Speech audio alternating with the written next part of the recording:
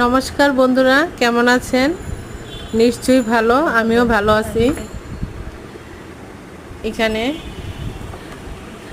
অতিরিক্ত গরমে কি রান্না করছিলাম দেখাচ্ছি। আলু উস্তার ঝোল রান্না করছি আর পাট শাকের বড়া। এই ভিডিওটা আমার অনেক দিন আগেরই করা ছিল, দেওয়া হয়নি। এই পাট শাকগুলো মচমচ করে ভেজে নিচ্ছি। পাট শাকের বড়াগুলা খেতে খুব মজা হয়েছিল। তখন তাপ প্রবাহ চলতেছিল, তখনের রান্নার ভিডিওটা ছিল।